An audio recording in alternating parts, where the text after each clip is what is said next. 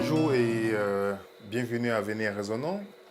Aujourd'hui, nous allons parler d'un sujet très intéressant. C'est sur le cinéma. Nous savons que nous vivons dans un monde où les gens sont fascinés par le cinéma, tout ce qui sort dans les médias aujourd'hui. Et c'est pourquoi nous avons décidé de parler du piège, le piège d'Hollywood, le satanisme dans le cinéma.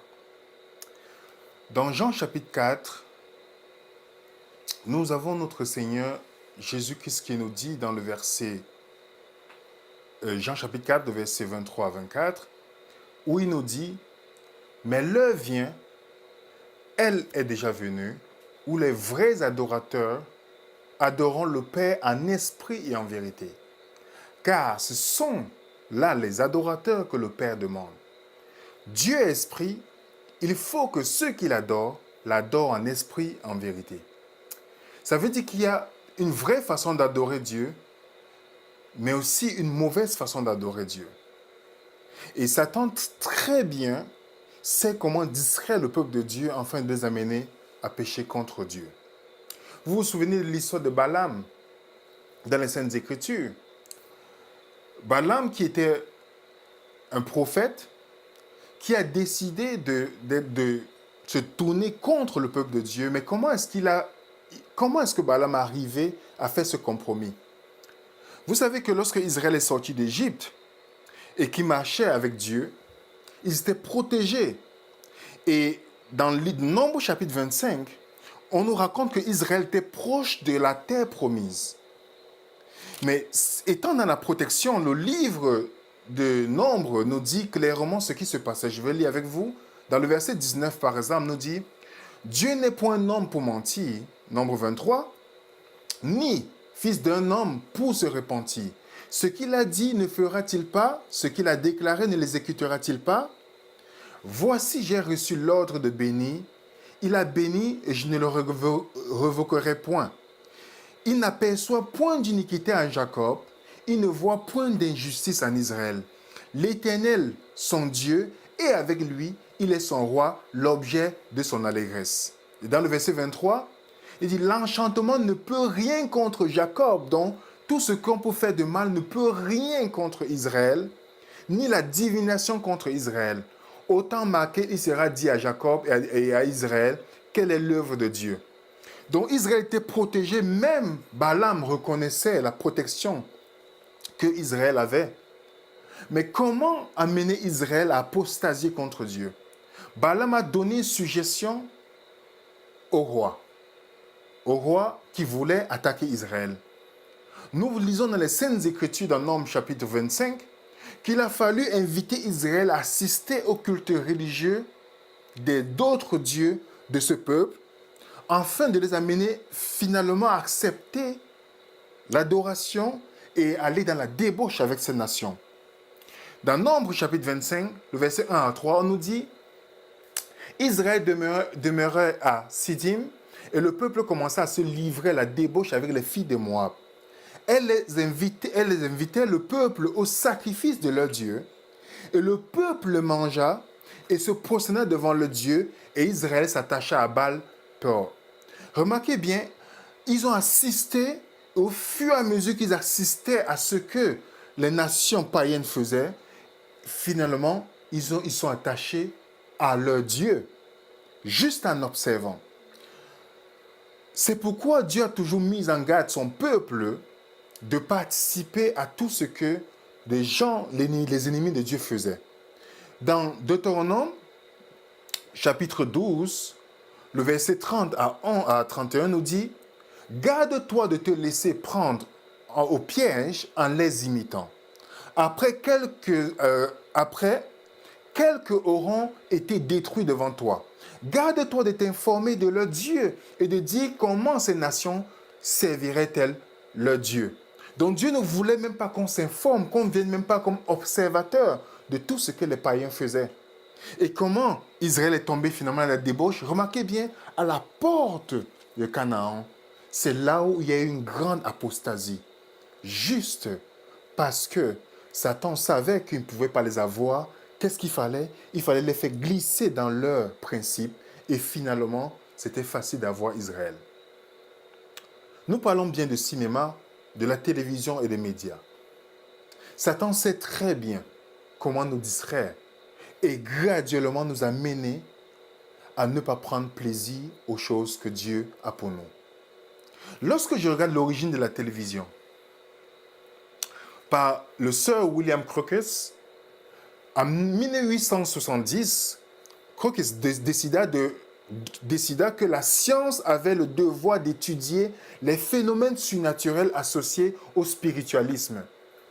Et c'est grâce à lui qu'ils ont commencé à mettre sur pied un appareil qu'on appelait le tube cathodique, qui aujourd'hui est devenu la télévision. Et quel était son but? C'était de communiquer avec les esprits, d'avoir un lien avec le monde surnaturel. C'est pourquoi, si vous remarquez bien le nom de la télévision, nous parlons, on dit généralement, on parle des médias. Les médias voient par les yeux. Donc, comme j'ai mis ici sur l'écran, le média est l'industrie de la communication de masse, en particulier le journal, télévision, radio, journalisme. Les médias, et le singulier, c'est médium. Le médium est un moyen de stocker ou de communiquer avec des informations. Et vous savez vous-même que dans le monde occulte, le médium est celui qui est entre les vivants et les morts dans le monde occulte. Donc la télévision avait pour but de nous mettre en relation avec le monde occulte. Et ce n'est pas pour rien que Satan cherche toujours les médiums par lesquels il va communiquer avec nous, nous amener à pécher contre Dieu. Vous vous rappelez de Ève. Dans Patriarche et Prophète, ce magnifique livre, la page 54, on nous dit, afin d'accomplir son travail sans être vu, Satan a choisi d'employer le serpent comme médium. Remarquez bien, comme médium. Et qu'est-ce que la télévision fait en général? Dans quelles conditions elle nous met lorsque nous nous asseyons devant la télévision avec toutes les distractions que nous avons? Nous avons ce qu'on appelle l'hypnose. L'hypnose. Dans l'encyclopédie de cette université, à la page 421, on nous dit l'hypnose, état mental de susceptibilité accrue caractérisé par un sommeil de transe. La base de l'hypnose est la fixation de l'attention du sujet sur une source de stimulation se rétrécissant progressivement jusqu'à ce qu'il soit attentif qu'aux directives de l'hypnotiseur, obtenues par la répétition d'instructions à la voix basse, grave ou par le fait de fixer son regard sur une lumière dans une pièce par ailleurs sombre. Le sujet ne se souvient de rien de ce qu'il a fait pendant la période hypnotique. Certains effets peuvent être suggérés de continuer après. Là, le sujet revient à la conscience. Ce sont des suggestions post-hypnotiques. Donc, la télévision a pour but de jouer ce rôle d'hypnotiser celui qui est assis, surtout lorsqu'on passe des programmes qui ont pour but de baisser la moralité de l'être humain. Quand vous regardez, par exemple, comme vous voyez sur l'écran, cet enfant qui est assis devant la télévision, généralement, le monde du divertissement, en anglais, on dit entertainment, c'est-à-dire, c'est composé de 3 mots. Enter, c'est-à-dire entrer. Ten, c'est-à-dire to possess, donc posséder. State of. Donc quand vous mettez tous ensemble, c'est-à-dire entrer dans un état de possession. C'est ça un principe quand on s'assoit devant notre téléviseur pour voir tout ce que la société nous offre aujourd'hui. Ce célèbre cinéaste, acteur, nous dit, par exemple, parlant de l'art, il dit, je crois que la magie est de l'art. Et que l'art est littéralement de la magie. L'art, comme la magie, consiste à manipuler les symboles, les mots, les images pour produire des changements dans la conscience. En fait, jeter un sort, c'est simplement dire manipuler les mots pour changer la conscience des gens. C'est pourquoi je crois qu'un artiste ou un écrivain est ce qu'il y a de plus proche dans le monde contemporain d'un chaman. Le chaman, marabout, tout ce que vous pouvez dire. C'est Alan Moore qui le dit dans Libération. Le fondateur de l'église satanique, Anton Levé, voilà ce qu'il dit de la télévision. Ça fait des années qu'il a dit cela. Il y a des téléviseurs dans chaque maison, chaque restaurant, chaque chambre d'hôtel, chaque centre commercial. Désormais, ils sont même assez petits pour être emportés dans votre poche comme des chapelets électroniques. C'est une partie incontestée de la vie quotidienne. Agenouillés devant Dieu cathodique, c'est-à-dire la télévision, avec des concordances TV Guide en main, nous maintenons l'illusion de choix en changeant des canaux, chapitre, verset. Peu importe ce qui clignote à l'écran, l'important est que le téléviseur reste allumé. Pour conclure dans son livre, parlant du diable, il dit « Beaucoup d'entre vous ont déjà lu mes écrits indiquant que la télévision est le nouveau Dieu. Il y a une petite chose que j'ai négligé de mentionner. Jusqu'à présent, la télévision est la principale infiltration dominante de la nouvelle religion satanique. » Ça, c'est depuis des années que ce monsieur l'a dit, le fondateur de l'église satanique à Hollywood. Ils savent réellement les objectifs. Aujourd'hui, quand vous arrivez dans des familles, au lieu de voir des familles faire le culte, beaucoup de familles passent le temps juste devant l'écran de la télévision à regarder les films et les programmes et on a l'air d'être libre. On pense que tout ça c'est innocent. L'un des producteurs à Hollywood, Harvey Weinstein, nous dit que leurs films ont permis aux Américains, écoutez bien, que leurs films ont permis aux Américains d'accepter des choses que je ne pensais qu'ils auraient embrassées. Peut-être qu'ils ont été piégés par une campagne excitante, mais quand ils sont sortis différents. Parlant de l'impact que la télévision et le cinéma a sur nous. Un autre producteur, David Putnam, qui dit « Les films sont puissants, bons ou mauvais. Ils bricolent dans le cerveau, ils vous volent dans le côté noir du cinéma pour former ou pour conformer des attitudes sociales. Bref, le cinéma est une propagande. »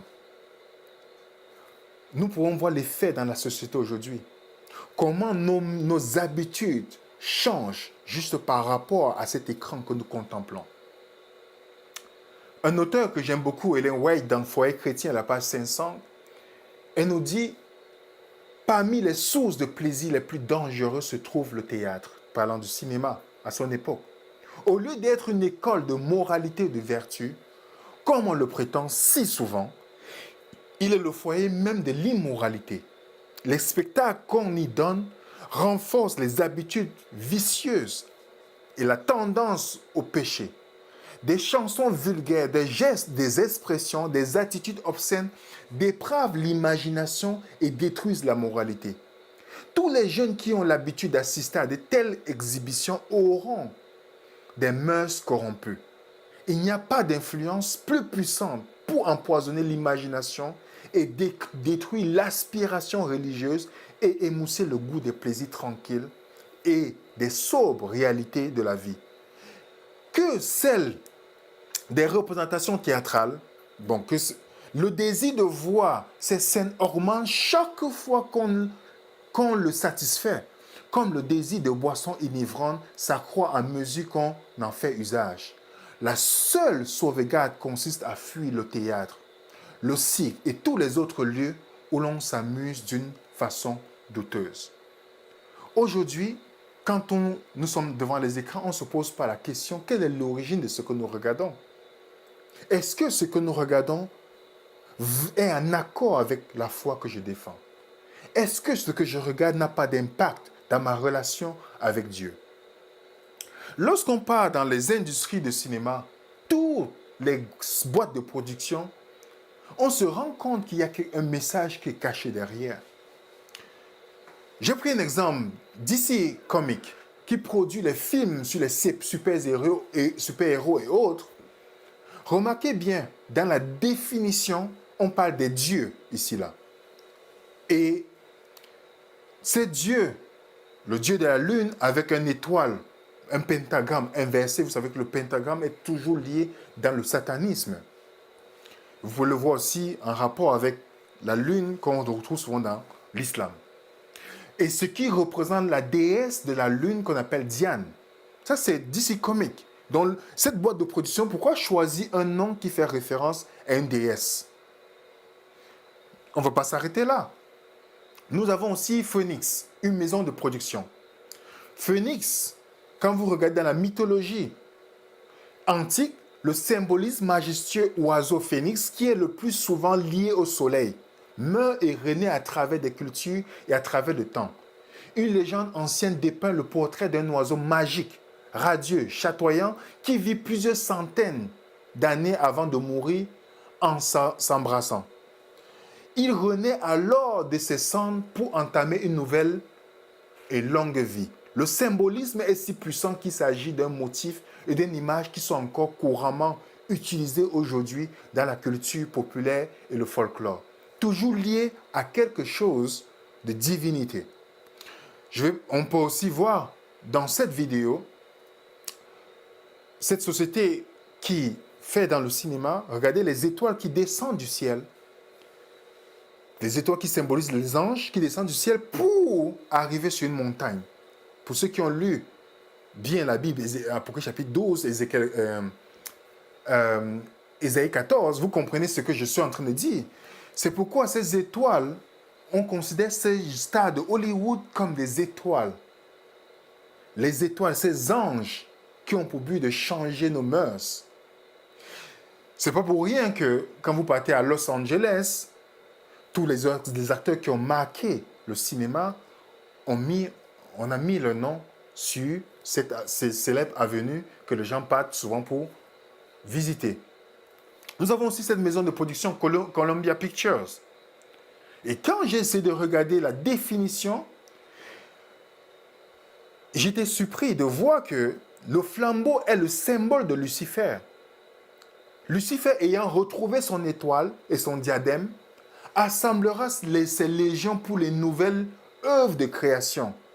Attiré par son flambeau flamboyant, les esprits célestes vont descendre et le flambeau de Lucifer fera signe du ciel à la terre et le nouvel âge, le Christ répondra.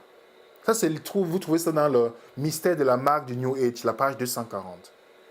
Vous voyez comment Lucifer est élevé dans cette société. L'une des grandes sorcières, qu'on appelle Blavatsky, nous dit, parlant de Lucifer, elle dit, dans ce cas, il est naturel même au point de vue de la lettre morte, de voir Satan, le serpent de la Genèse, en tant que véritable créateur et bienfaiteur. Vous voyez bien, le père de l'humanité spirituelle, car c'est lui qui était le Harbinger of Light, le brillant Lucifer, qui a ouvert les yeux de l'automate créé par Jéhovah, comme on le prétendait. Celui qui a été le premier à murmurer « Au jour où vous en mangerez, vous serez comme des dieux, connaissant le bien et le mal », ne peut être considéré qu'à la lumière d'un sauveur. Regardez bien, c'est Lucifer qui est maintenant le sauveur dans ce monde. Et ces boîtes de production mettent en avant qui? Lucifer, pas Jésus-Christ. Vous voyez par exemple ce célèbre auteur qui est un acteur qui se tatoue avec, on voit bien, avec des images, il met bien Lucifer sur lui pour montrer réellement à qui ils ont fait allégeance. Dans son livre qu'il a sorti, Invocation de mes démons frères. Donc dans cette philosophie qu'on nous véhicule à travers les médias, qui est-ce qu'on met devant? Je vais vous laisser voir une vidéo. Well, I come from 6 feet under with a dead guy on my knee. I'm heading down to Hades for to spend eternity. Even worse than you thought. Well, what kind of crowd? He's not doing drugs, is he? No. He's going to church. Dans cette vidéo, on se moque de Dieu. Who are you? I'm God. I am God. I am God. I am God. If you listen, you can hear God's plan. God's plan. All right, let me tell you about your God's plan. There is no God. There is no God. Vous voyez, on se moque de Dieu.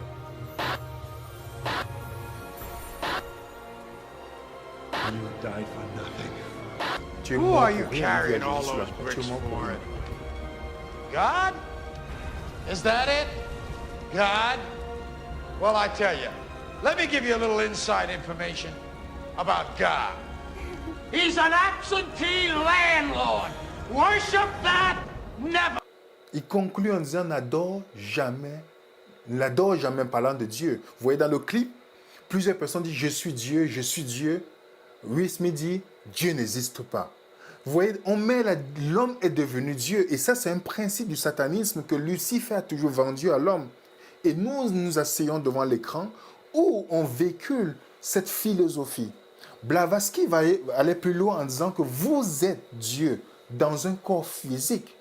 Vous êtes esprit dans la chair, vous êtes la vie éternelle s'exprimant comme vous.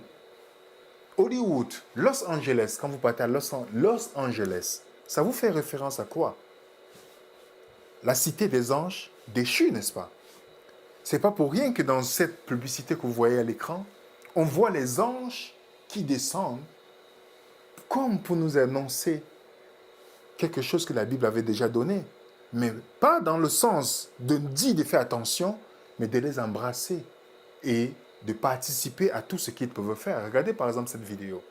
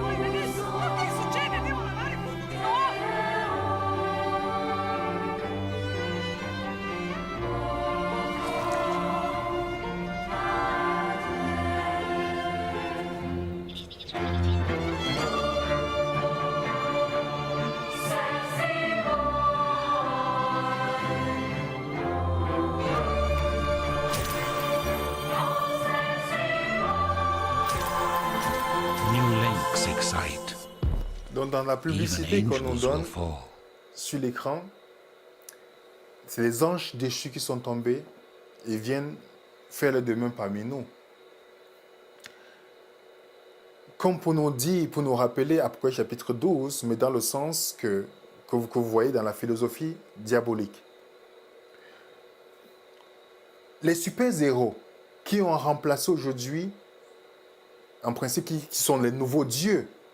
On a dans toute une panoplie, Batman, Superman, toutes ces personnes qu'on met aujourd'hui devant les écrans. J'ai essayé de regarder avec d'autres recherches que d'autres personnes ont faites, de comprendre la définition de tous les noms qu'ils ont choisis dans ce film. Ils n'ont pas choisi n'importe quel nom. Par exemple, lorsque vous partez sur Superman, que vous voyez l'affiche avec 666 dessus, le nom c'est Kael, qui parle de tout comme Dieu, donc un nom hébreu. Il choisit un nom hébreu qui fait référence à Dieu. Et Clark qui veut parler de clergé. Ken qui parle de la tribu de Kénite, les Kénites. Vous avez Lex, vous avez Luthor, toujours les noms qui font référence à des divinités. C'est pas pour rien que c'est des nouveaux dieux aujourd'hui. On a aussi l'exemple, vous voyez par exemple dans les affiches où on se moque carrément de Jésus-Christ. Donc c'est Superman qui remplace Jésus-Christ. Ils ont mis des glaces aujourd'hui qu'ils ont mis suite Jésus avec les croix renversées. Ça c'est un petit détail. Nous avons Batman, une affiche de Batman, le fils des démons. Mais c'est ça que nos enfants partent s'asseoir pour regarder. Vous avez Rise, The Dark Knight Rise, le chevalier noir. Nous avons Fastest, vous avez Godward, vous voyez le dieu de la guerre en bas. Vous avez aussi Hellboy, le garçon de l'enfer. Vous voyez comment au fur et à mesure, on met des films comme ça devant nos enfants. Et qu'est-ce que nos enfants pas de regarder? Nous avons aussi un exemple de Peter Pan. avant de parler des acteurs, je parle de quelques choses, quelques films que nous voyons dans cette télévision, ce qu'on fait regarder, ce qu'on on veut mettre dans la tête de nos enfants. Peter Pan, quand on était petit, on nous présentait cela comme un dessin animé. Mais quand je grandis, je me pose la question, qu'est-ce que j'ai regardé? Quand on regarde l'origine de Peter Pan, ça parle d'un dieu grec, un dieu de la sexualité, du viol, de la torture. C'est le nom qu'on choisit pour un film pour des enfants. Et ces films sont remplis de beaucoup de ce qu'on appelle le message subliminal et qui rentre dans notre subconscient, de nos enfants aussi.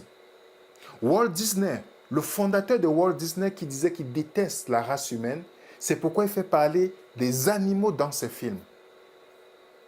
Vous voyez par exemple avec les symboles 666 et qui véhicule la magie, la sorcellerie au point où nos enfants passent le temps aujourd'hui à demander qu'ils veulent ressembler à des fées et autre chose. Vous avez God War, vous avez Twilight, vous avez tous ces films, Légion, Avatar, qui mettent en avant la magie, la sorcellerie, tout ce qui est démoniaque. Oscar, qui est l'une des primes, l'Académie Oscar, c'est l'une des grandes récompenses qu'on donne à des acteurs d'Hollywood. Et il y a souvent 38 millions de personnes dans le monde entier qui regardent cette cérémonie, qui dure quelques heures. Et quand vous regardez le symbole d'Oscar, rien que le symbole, on a toujours un rapprochement avec les dieux des païens et autre chose. Et nous avons essayé de regarder la définition d'Oscar. Oscar, prénom qui vient du prénom germanique Oscar, qui a une signification de divinité nordique. Remarquez bien, divinité nordique. Et dans le dictionnaire qui parle des enfants, nous avons que le nom Oscar qui veut parler de la force divine. De la force divine, Oscar. Et l'une des cérémonies des Oscars, deux acteurs nous disent la réalité d'Hollywood. Écoutez bien, attentivement.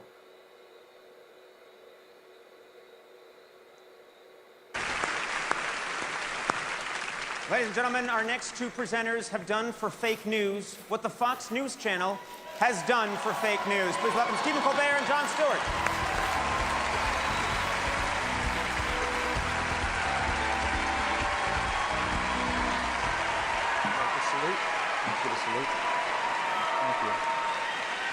Thank you.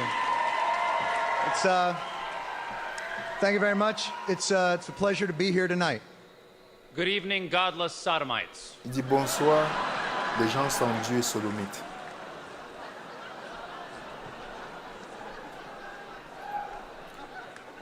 Et ce confrère lui demande qu'est-ce que tu fais. What are you doing? I'm bringing the truth, Il John. dit je dis la vérité. We're in Hollywood, the belly of the Nous beast. sommes à Hollywood, dans le ventre de la bête.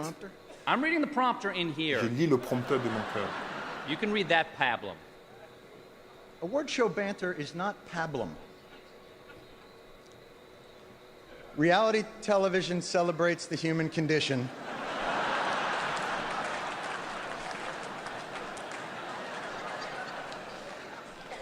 By illuminating what's extraordinary in the ordinary person.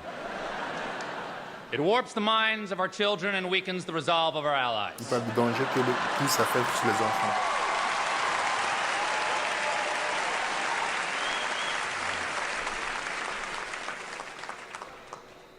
The results are often dramatic and always unexpected. We're here to honor achievement in that category. By giving you a golden idol to worship. Kneel before your God, Babylon! En vous parlant de la récompense, qu'on vous donne la récompense en or, et il conclut en disant prosternez-vous devant votre Dieu Babylone. Quelle reprise de Daniel chapitre 3, où Nebuchadnezzar a demandé de se prosterner devant une statue en or. Il n'y a que 3 jeunes Hébreux qui ont résisté à cela. D'où les autres Hébreux qui étaient là sont prosternés. Est-ce que ce n'est pas le cas aujourd'hui où nous nous prosternons devant ce Dieu d'une manière innocente et que ça arrange les affaires de Satan? Voici par exemple un acteur célèbre qui, lors d'une récompense, remercie carrément Satan comme celui qui l'a inspiré. Je ne croirais pas que ce soit possible. Et puis merci à l'autre là-bas, Adam, qui a dit qu'il fallait trouver quelqu'un qui pouvait être absolument sans aucun charisme et qui soit abhorré par tout le monde. Donc on pourrait le demander à Christian Bale. Donc merci pour toute la concurrence. Vraiment, je vais vraiment occuper le terrain des connards sans charisme. Merci. Qui, je sais pas, qui a le prochain rôle, Mitch McConnell peut-être, ce serait pas mal. Merci à Satan qui m'a inspiré beaucoup pour jouer ce rôle.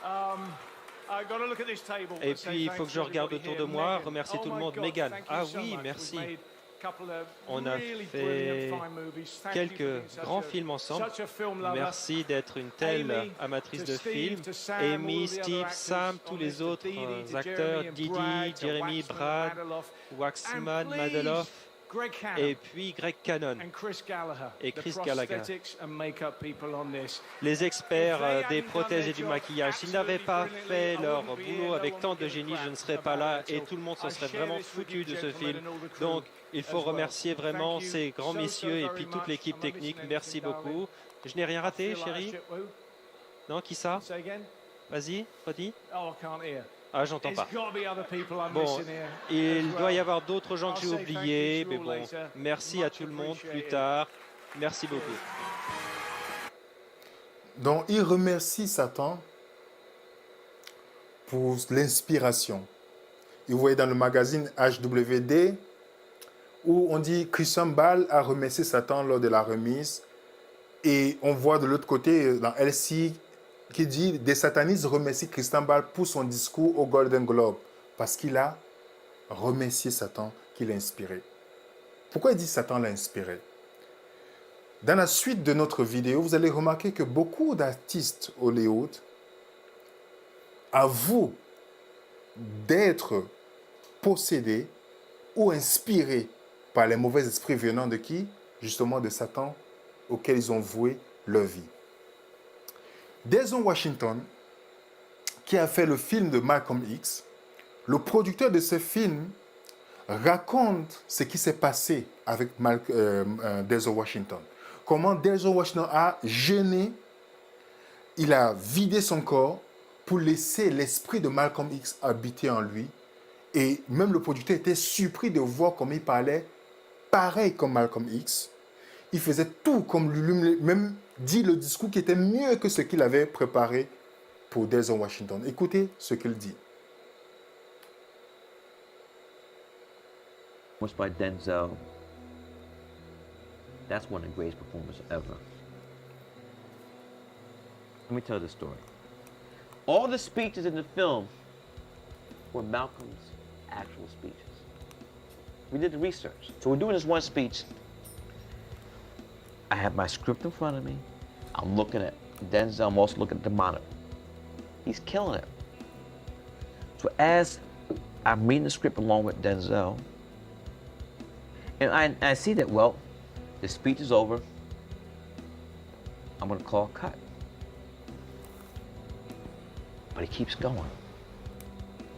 And he kept going for another 5 minutes till finally the film ran out of the magazine. And the stuff that he said was better than Malcolm's words.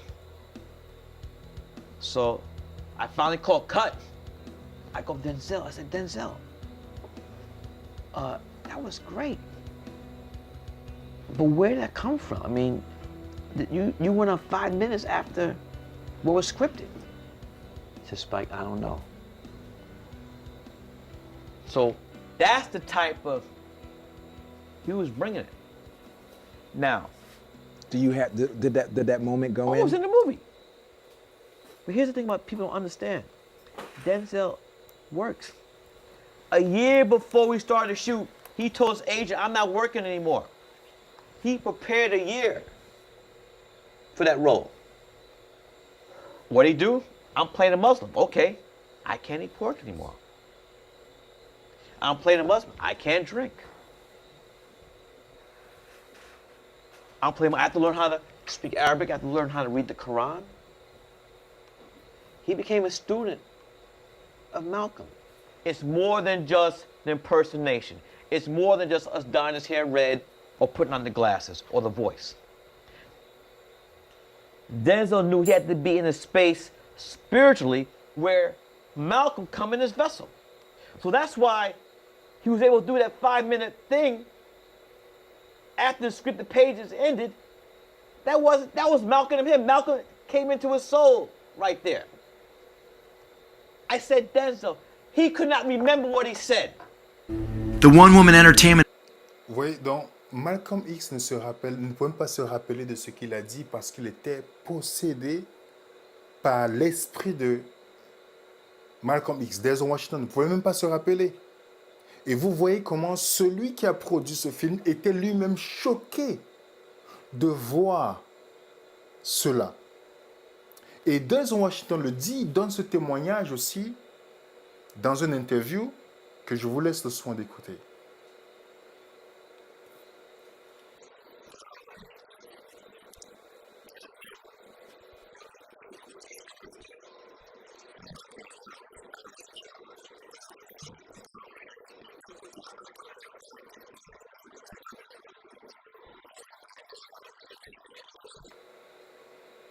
Donc, qu'est-ce que nous regardons alors, les amis? Lorsqu'il dit qu'il se prosterne, il laisse les esprits l'habiter pour pouvoir tourner des films.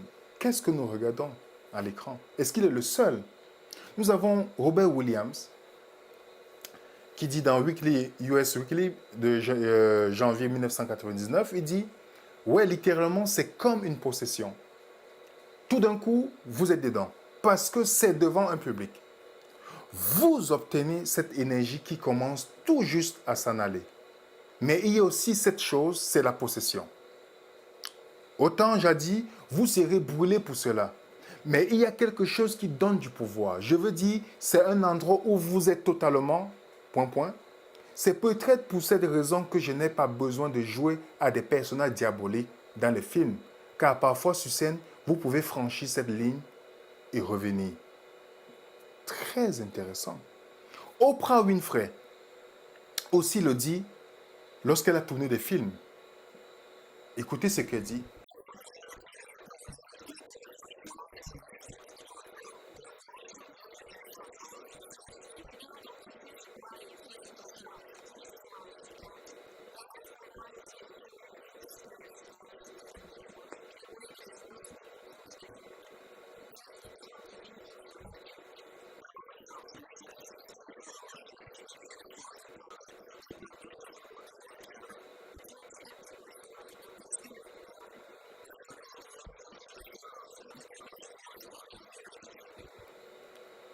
Donc Oprah laisse son corps pour que les démons puissent venir l'habiter, pour qu'elle puisse jouer des rôles et tout ce qu'elle produit devant nous.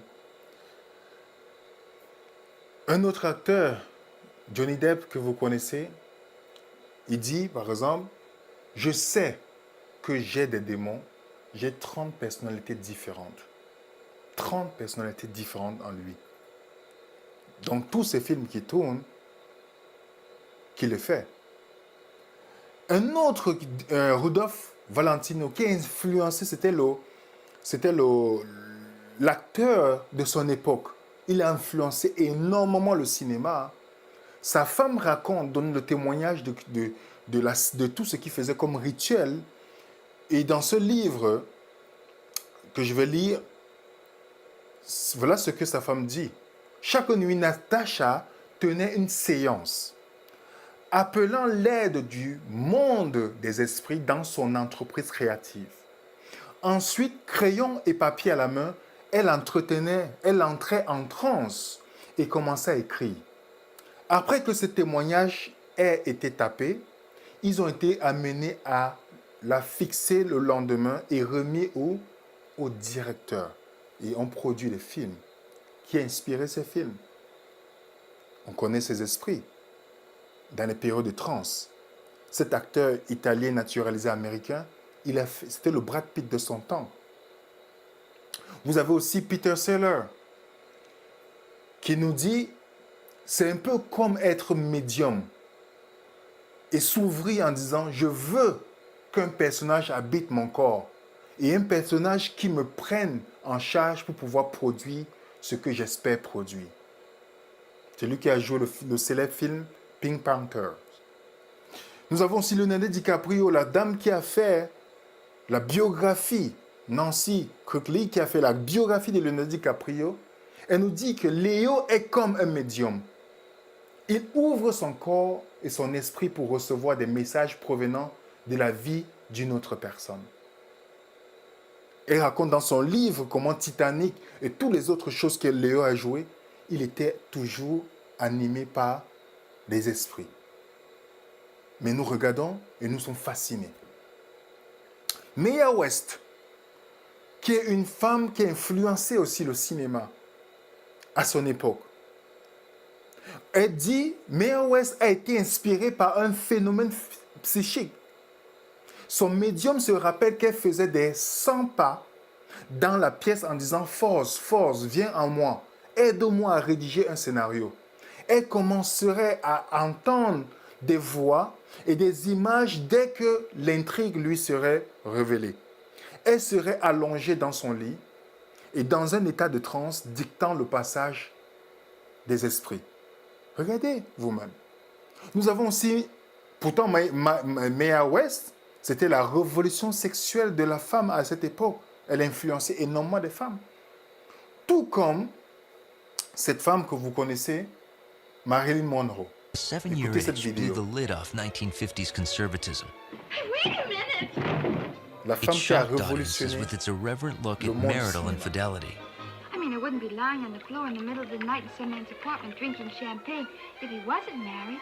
And showcased Marilyn Monroe in her most sexually suggestive role to date. Let me just go put something on. I'll go into the kitchen and get dressed. The kitchen? Yes, when it's hot like this, you know what I do? I keep my undies in the icebox. Marilyn Monroe has been called the greatest sexual icon of the 20th century. She was the sexual icon of her particular time and became, I think, the sex star of the century. She could make you do anything in the world from that big screen. Many people in the 1950s were shocked by Monroe's behavior and sexual prowess. That what has Marilyn Monroe got that a million other women have and prefer not to show? Well, that's pretty vulgar if you ask me. However, she was used as a change agent to help catapult our nation into the free sex movement of the 1960s. I have a message for your wife. You can see those early signs of changing values. I'd like to stay here with you tonight. I'd like to sleep here. I think it's very nice, but I'd rather it were me. I think it's wonderful. I think it's wonderful, wonderful, wonderful. Very nice, some girl. Monroe attributed her ability to affect the public to other entities that would inhabit her and take her over. She was known for entering into deep trances before each scene. One of Monroe's close personal psychics recalled how she would draw attention from the spirit world, asking for their guidance. When she saw a camera, any camera, she lit up and was totally different.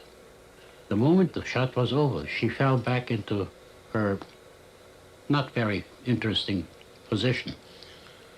And I don't know how to explain that. Et dans cette biographie d'Anthony Sommer, où elle raconte, elle dit, Jekyll et Hyde, plus que deux, j'ai plusieurs personnalités.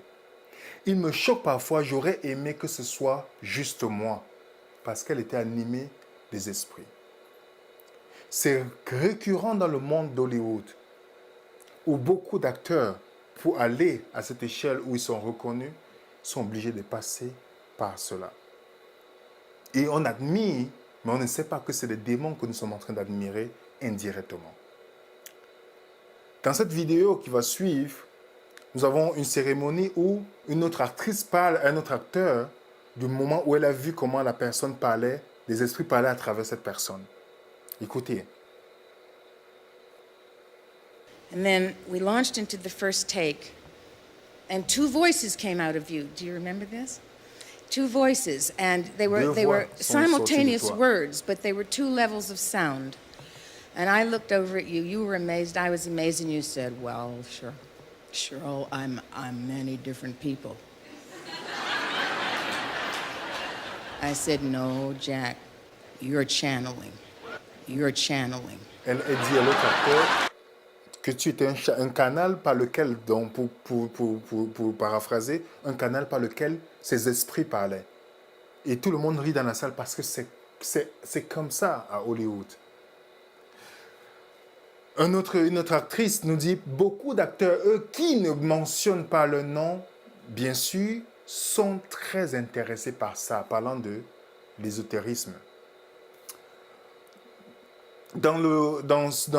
Marshall Kirk nous dit, où nous parlons est important. Les médias virtuels, les films, la télévision sont clairement les plus puissants fabricants d'images de la civilisation occidentale. Le ménage américain moyen regarde plus de 7 heures la télévision par jour. Ces heures ouvrent une passerelle dans le monde privé des lignes droites à travers laquelle un cheval de Troie pourrait être adopté. Jusqu'à présent, Hollywood Gay a fourni notre meilleure arme secrète dans la bataille pour désensibiliser le grand public. À force de regarder, notre conscience n'est plus alarmée par rapport à des choses mauvaises. C'est ce qu'on nous dit dans ce reportage, dans ce petit It's no mystery that Hollywood peddles adult material to children. Now let's see how the spoon-fed material has affected them. You've heard one insider describe how the Hollywood machine marketed his R-rated movie to an audience too young to go see it. What movie did you see? American Pie. I saw American Pie. American Pie, too. American Pie, un film qui parle de la débauche. 14, 15, 13, 12, 13. Who wants me to touch Amber? Oh, yeah! I love lesbians. They're great. 2 girls are lesbians. The lesbian scene. That's hilarious. How aware are children of the corrosive influences? And they seem to pick up everything like sponges. Yeah, it's like Play-Doh. Put a piece of Play-Doh on a table and it picks up everything. Kids are Play-Doh. They don't even know what. Et ce film est sorti, ça fait des années, American Pie, mais le reportage était tourné par rapport à cette période de voir l'influence. Et qu'est-ce que ces jeunes ont retenu? Seulement la scène où il y avait des personnes qui pratiquaient l'homosexualité et autres. C'est ce qu'ils ont retenu. Et ce film était rempli de débauches. Et à la fin, qu'est-ce qui reste dans la conscience de ces jeunes? Vous voyez comment la puissance du cinéma, qu'au fur et à mesure notre société est allée de mal en pire. Avant, ça choquait. Pour la première fois qu'on voit une image comme ça, on est choqué. Après, en répétant, on n'est plus choqué. C'est pourquoi vous allez voir dans la société aujourd'hui des jeunes enfants qui sont perdus dans leur identité. Le fils de Will Smith, par exemple, où on parle dans le magazine Le Temps, la génération ni madame ni monsieur. On voit où il a déclaré en public, en plein conseil, qu'il est en relation amoureuse avec un autre homme. Mais ces jeunes influencent d'autres jeunes. Nous avons le quotidien qui nous parle les pansexuels, non-binaires, gens fluides, les jeunes qui brouillent les frontières du genre. On a aujourd'hui tout cela influencé, comme j'ai lu précédemment, par Hollywood et par les médias. Au fur et à mesure, on nous répète sans cesse pour détruire la famille, pour détruire nos enfants. Cet acteur d'Hollywood que je vais vous présenter nous raconte le côté noir d'Hollywood, le côté qu'on ne dit jamais. Écoutez cette vidéo. Corey Feldman has no idea what it's like not to be famous. He was just 3 years old in this McDonald's commercial. McDonald's gift certificates. I literally was famous before I knew my own name. His roles defined the 80s. Goonies. This was my dream, my wish. Stand By Me. You call my dad a loony again, and I'll kill you. License to Drive. The only difference between you and that greaseball is that he has a license and you don't. Films that propelled him into the spotlight for his entire youth. But being famous so young, he says, caused serious damage to him and his friends. Do you feel like you missed out on a normal childhood? What childhood? I don't know what that means. A lost childhood and a loss of innocence. He blames the adults, not just those looking to profit from charming children, but also some with far more sinister motives. I can tell you that the #1 problem in Hollywood was and is and always will be pedophilia. That's the biggest problem for children in this industry. Nobody talks about pedophilia. It's the big secret. And it's widespread? Oh, yeah. I was surrounded by them when I was 14 years old. Surrounded. Literally. Didn't even know it. It wasn't until I was old enough to realize what they were and what they wanted and what they were about and the types of people that were surrounding me till I went, oh my God, they were everywhere like vultures. Vultures who Feldman says abused him and his best friend, the late child actor Corey Haim, his co-star in The Lost Boys. Feldman says the trauma of that pedophilia contributed to Haim's death. There's one person to blame in the death of Corey Haim, and that person happens to be a Hollywood mogul. And that person needs to be exposed, but unfortunately I can't be the one to do it. But the person that knows who did it and knows who he is watching right now, I guarantee you. Yeah. Intriguing. Yeah. There was a circle of older men that surrounded themselves around this group of kids. And they all had either their own power or connections to great power in the entertainment industry. You know, there's a lot of good people in this industry, but there's also a lot of really, really sick, corrupt people in this industry. And there are people in this industry who have gotten away with it for so long that they feel they're above the law. And that's got to change. That's got to stop. Et depuis qu'il a fait cette vidéo, il a commencé à être persécuté jusqu'aujourd'hui où on le menace de mort, on le tourne en dérision, on commence à inventer des choses sur sa vie qui ne sont même pas vraies, dans le sens pour le discréditer parce qu'il a commencé à dénoncer ce qui se passe à Hollywood, comme ça existe même dans les églises et autres. Et voilà ce que de témoignages qu'il donne à BMTV. Je pense que je peux entraîner la chute d'un cercle de pédophilie dont je connais l'existence depuis que je suis enfant. Comme ça, à la volée, je peux citer 6 noms dont l'un est encore très puissant aujourd'hui et expliquer les liens qu'ils entretiennent avec de grands studios. Je suis effrayé de faire ça, ce n'est pas facile. J'ai été rabaissé. Des rumeurs ont circulé. On a raconté des histoires sur moi. J'ai été insulté comme je n'aurais jamais cru l'être. Tout ça parce qu'ils ont peur que je dise la vérité. Vous voyez, parce qu'il dit la vérité. Il dit les réalités de ce milieu. Et à cause de cela, il est dans un seul état. Parce qu'on ne veut pas qu'il dise la vérité. Ces vérités qui vont bouleverser le monde aujourd'hui. Mais comment laissons-nous voir, ou laissons nos enfants s'asseoir devant la télévision au lieu de s'asseoir pour le moment de prière? Je vais terminer cette petite partie pour nous donner les vrais dangers de la télévision, pas seulement spirituels, parce qu'on a parlé des cas de possession et autres choses, mais de ce qui des conséquences sur notre santé physique. Dans Lost Art of Thinking, de ce célèbre médecin, Dr. Nedley, il nous raconte l'effet de la télévision sur notre cerveau. En disant que le cerveau est fait d'une manière extraordinaire. Le lobe frontal qui est le siège de décision, comme vous voyez le cortex préfrontal, qui parle où on retrouve le caractère, la spiritualité, le discernement, la moralité, la volonté, le choix, l'obéissance et l'adoration. C'est le siège. Et derrière cette place, nous avons un endroit pour la mémoire. Tout ce que nous avons fait, goûté, vu, entendu, touché et enregistré.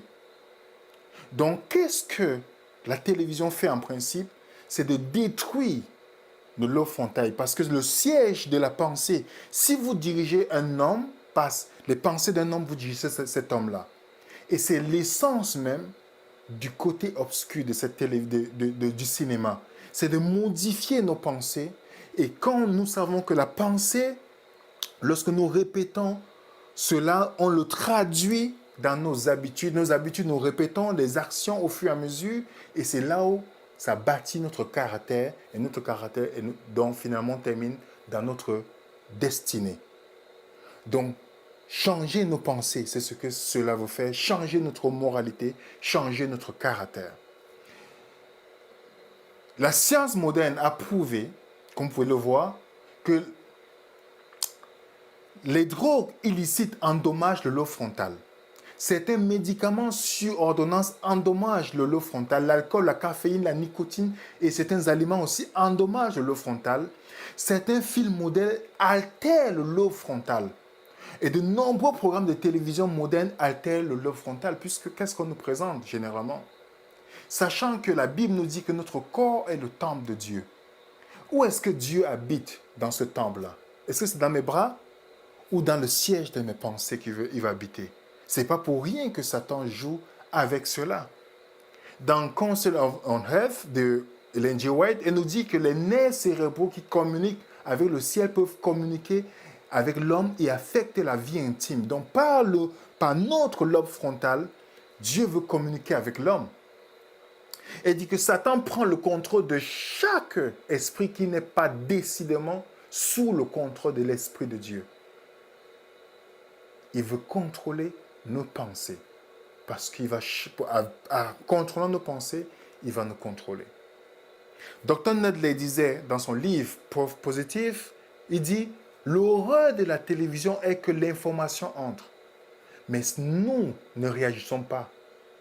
Cela va directement dans votre pôle de mémoire et peut-être réagissons plus tard. Mais nous ne savons pas à quoi nous réagissons.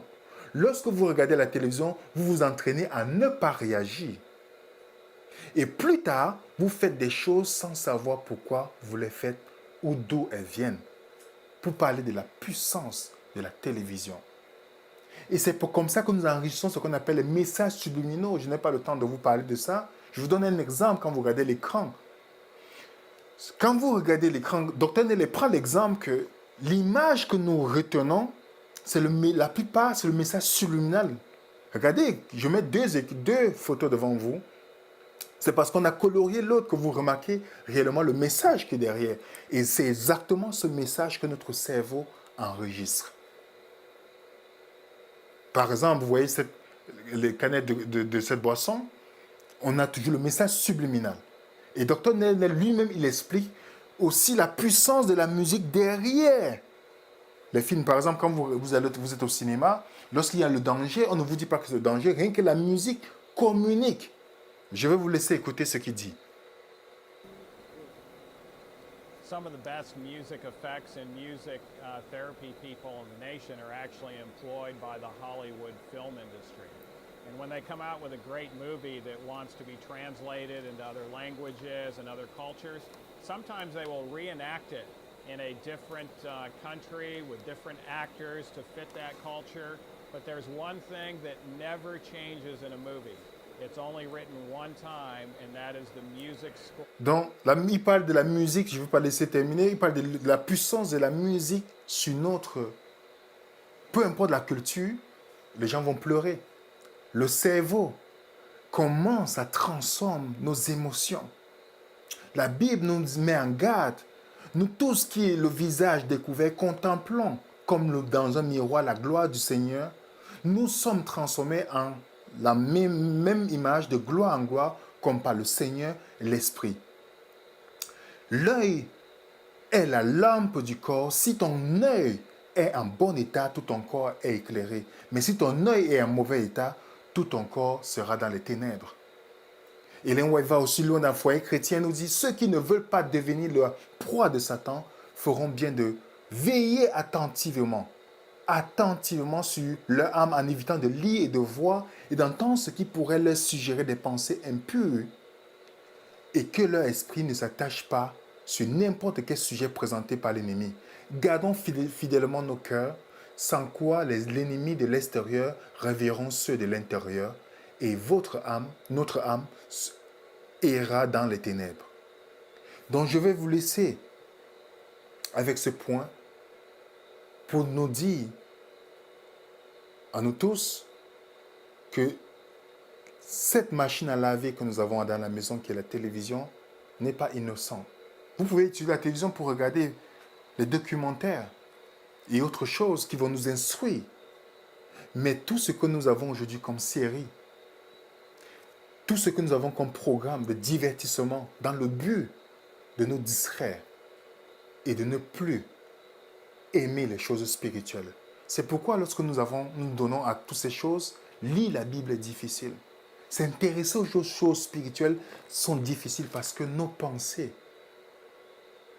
sont détruites à cause de ces programmes. Ma prière, c'est que chacun d'entre nous puisse prendre conscience. Nous voyons que ces artistes sont remplis de démons. Toutes ces choses qu'ils font, c'est pour nous avoir l'impact sur nous, puisqu'eux, ils n'ont plus rien à gagner. Ils veulent aussi, Satan, à travers eux, veut nous amener à la fin à accepter la marque de la bête. Puisque cette marque, le sceau de Dieu va être écrit sur notre front et sur notre main, qui parle d'action, Satan veut écrire sa marque sur notre front. Et lorsqu'il contrôle nos pensées, il sait que nous allons accepter sa marque qui viendra. Donc que Dieu nous aide et qu'il vous bénisse.